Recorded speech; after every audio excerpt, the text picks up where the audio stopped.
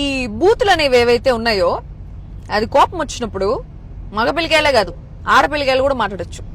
కానీ ఎవరితో మాట్లాడుతున్నాము, ఎప్పుడు మాట్లాడుతున్నాము, మనం మాట్లాడేదానికి ఏమన్నా అర్థం ఉందా లేదా అనేది చాలా ఇంపార్టెంట్ అనమాట. సో ఇప్పటికే అర్థమైపోయి ఉంటుంది నేను దేని గురించి మాట్లాడుతున్నానని చెప్పేసి. అలాగే టిపికల్స్ వాళ్ళు వాళ్ళ కస్టమర్ ని ఏదో ఒక చిన్న క్వశ్చన్ అడిగిన దానికి అమ్మ నా బూతులు తిట్టినట్టు మెసేజ్ చేస్తున్నారు. సో దానికి ఆ ఆడియో వచ్చి భయంకరంగా వైరల్ అయిపోయింది. చాలా కాంట్రవర్సీలు, చాలా ట్రోల్స్, అంతా హ్యాపీగా ఎంజాయ్ చేస్తున్నారు, అంతా అయిపోయింది.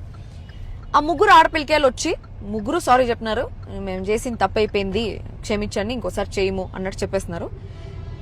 తప్పు అనేది అందరు చేస్తారు, మనిషి నేచరే తప్పు చేసేది. సో ఎవరు ఇక్కడ ట్రోల్ చేసే వాళ్ళు ఎవరు పతితులు కాదు, వాళ్ళందరూ పరమాన్నం వండితే తెల్లారి వరకు చల్లారకుండా ఉండదు. సో ఆ సారీ చెప్పిన తర్వాత వాళ్ళని క్షమించేసేయాల. ఇంకా సారీ చెప్పిన తర్వాత కూడా ఇంకా ఏం ఎక్స్పెక్ట్ చేస్తున్నారో అర్థం కాలే. పోయి వచ్చి అందరు కాలు పట్టుకొని అడుక్కోవాలి ఎట్ట వాళ్ళు. అంత పెద్ద తప్పు అయితే వాళ్ళు ఏం చేయలేదు. అఫ్ కోర్స్ వాళ్ళు ఆ కస్టమర్ ని కొంచెం ఆ రూడ్ గా, ఆ అబ్యూజివ్ గా ఆ లాంగ్వేజ్ యూజ్ చేసిందంతా తప్పు. అది నేను కూడా ఒప్పుకుంటా, అది వాళ్ళే ఒప్పుకున్నారు, నేనేంది ఒప్పుకునేది. అయిపోయింది. ఆ పిల్ల ఇప్పుడు హాస్పిటల్ ఐసీయూలో అడ్మిట్ అయిపోయిందంట.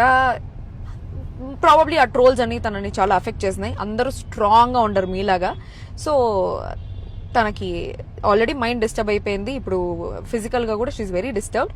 ఇంకా కూడా వాళ్ళ ముగ్గురు ఆడపిల్లకాయల మీద ట్రోల్స్ చేసేది, వాళ్ళ నాయన సమాధి గురించి ట్రోల్స్ చేసేది, ఇవంతా ఆపేయండి. బతుకుండే వాళ్ళని చచ్చిపోయేంత వరకు తీసుకొని పోయేసి సూసైడ్ చేసుకొని చచ్చిపోయిన వాళ్ళ గురించి స్టాండ్ తీసుకుంటా ఉన్నారు మీరంతా. బతుకుండేంత వరకు మనం అందరం కాపాడుకుందాం, అందరూ హ్యాపీగా ఉందాం. ఎవడు పోతారో తెలియదు, ఎందుకు వాళ్ళ మీద పడి. వాళ్ళు సారీ చెప్పేస్తున్నారు కదా, అయిపోయింది, ఇక్కడతో వదిలేయండి. దీని తర్వాత కూడా మీరు వాళ్ళని ట్రోల్ చేస్తా ఉన్నారంటే మీకన్నా చీప్ ఫకింగ్ ఫెలో ఇంకెవడు ఉండడు.